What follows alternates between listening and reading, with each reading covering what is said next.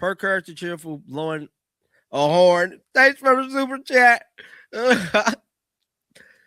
Isn't it? G gone.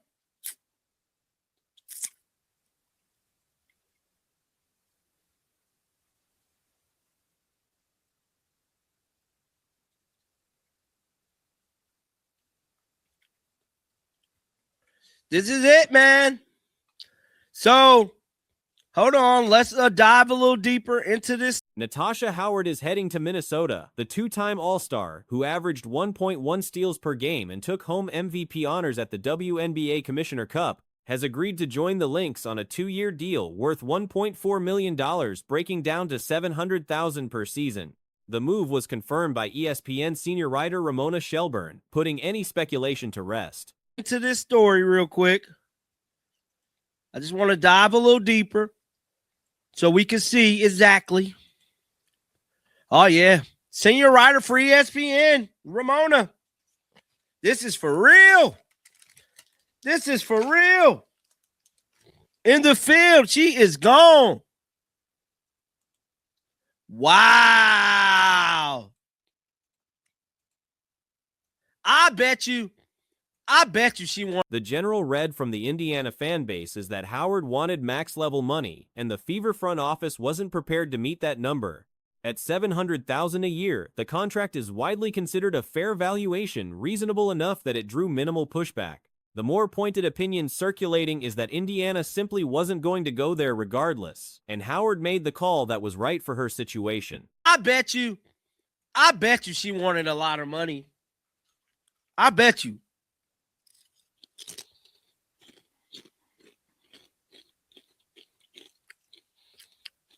I bet you. The Fever wasn't finna give her that max. Natasha Howard probably wanted a max, and the Fever said, hell no.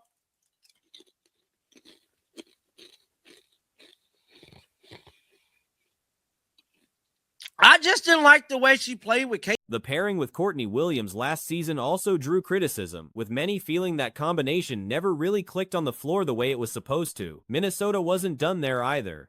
Shortly after the Howard news dropped, it was reported that Nia Coffey had also agreed to a 2-year deal with the Lynx. I just didn't like the way she played with Caitlin. I don't think the experiment worked out very well. Peace out. Peace out. I want to check out some of the comments. Best wishes. Thanks for the Fever run last year. Go be great, Tosh. We'll miss you. I do not see this coming. Wow. Yeah, guys, there it is. Holy shit. Her contract comes in above the veteran minimum. Coffey spent the last 4 years in Atlanta and now moves to Minnesota to fill a steady reserve role in the front court. 2 signings in quick succession signals that Minnesota is building with real intention this offseason. So, does this mean Timmy Figbalay coming back? I want to see what the street's saying.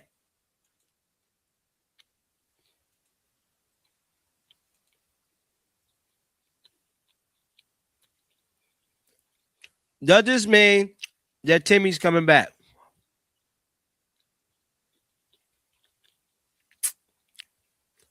Back in Indiana, the attention immediately shifted to what comes next. With Howard off the board, the remaining available names include Rebecca Allen, Dewana Bonner, Tyra McCowan, Tina Charles, and Emma Mieseman. The Mieseman conversation picked up some momentum in fan discussions, with several people raising the possibility of her landing in Indiana. Chloe Peterson, Natasha Howard, time in Indiana has finished. Honestly, seems like a pretty reasonable contract. We cheered. Go be great, Tosh. What somebody say? Somebody said, thanks goodness for that. Damn. Damn, dog. That's $700K a year. I don't think the Fever was willing to. Questions also surfaced about whether Timmy, a player mentioned repeatedly as someone who should have been prioritized earlier, might now re-enter the picture. One notable side note gaining attention, concerns were raised about Aaliyah Boston potentially dealing with a lingering knee issue stemming from her time in the unrivaled league. If accurate, that adds another layer of urgency to the roster-building conversation, given how central she is to the team's plans. That's $700K a year. I don't think the Fever was willing to give her that money. That's just my personal opinion about it. The streets happy. Hey, Courtside TV, the streets happy, ain't they?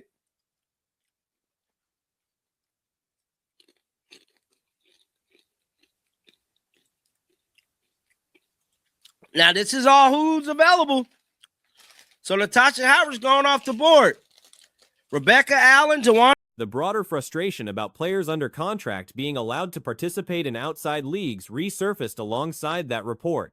The expansion draft is set for the following day, adding another layer of movement to an already busy stretch of roster activity across the league. Sophie Cunningham is staying in Indiana. Rebecca Allen, Joanna Bonner, DJ Currington, Tina Charles, Emma Messerman. I don't know, man. What y'all think that they gonna do? Y'all think Emma Messerman gonna come?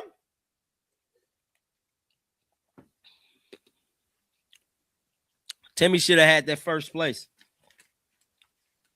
Yeah. According to ESPN, Cunningham has agreed to a one-year deal to return to the Fever, joining guards Kelsey Mitchell and Lexi Hull as returning pieces. On the newcomer side, Indiana has brought in Monique Billings and Ty Harris so far this free agency period.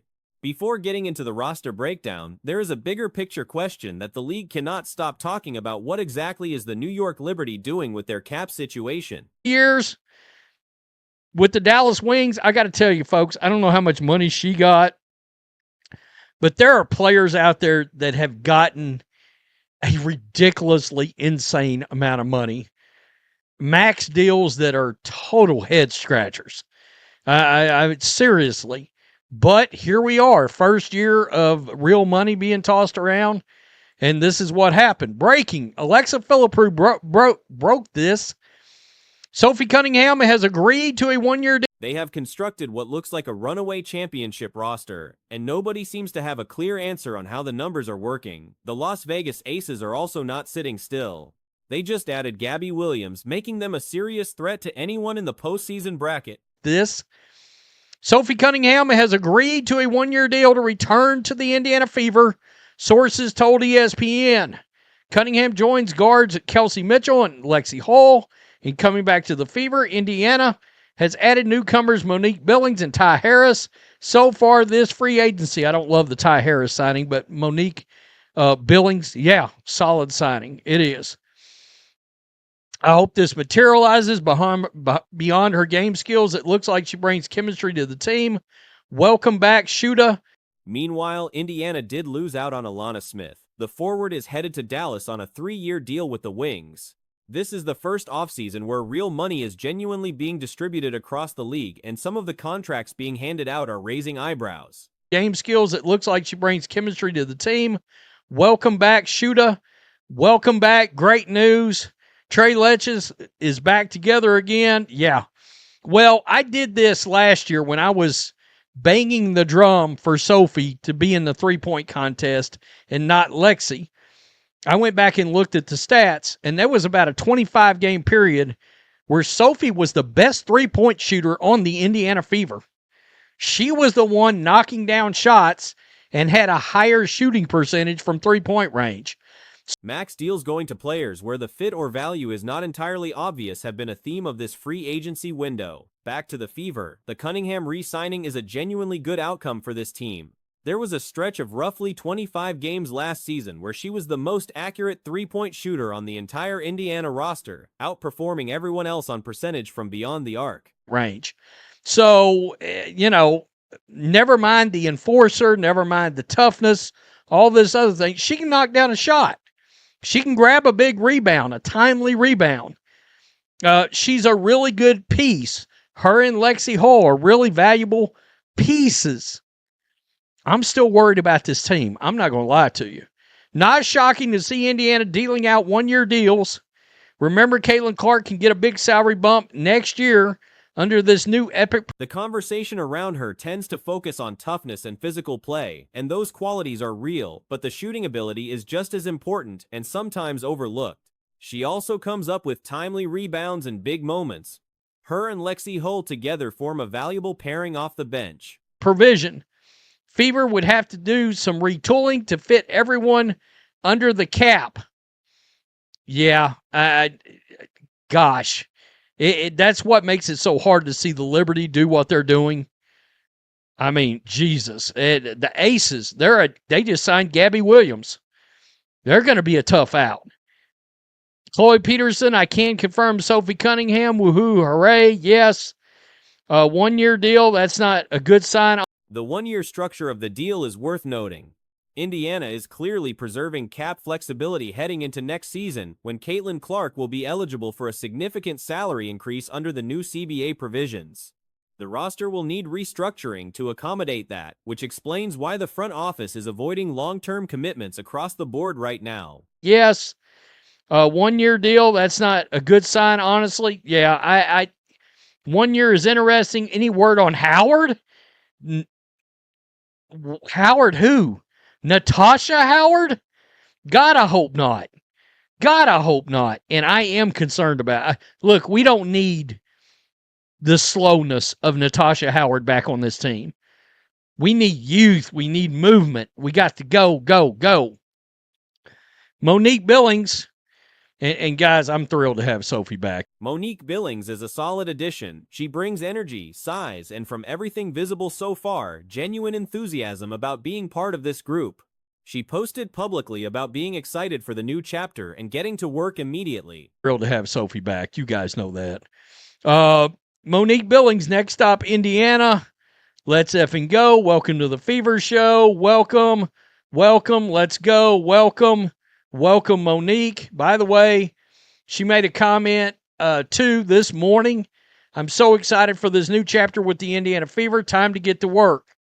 So, look, it's solid right now. I guess. It's solid. That kind of buy-in matters for team chemistry, especially on a roster that is still finding its complete shape. The Ty Harris signing generates less excitement.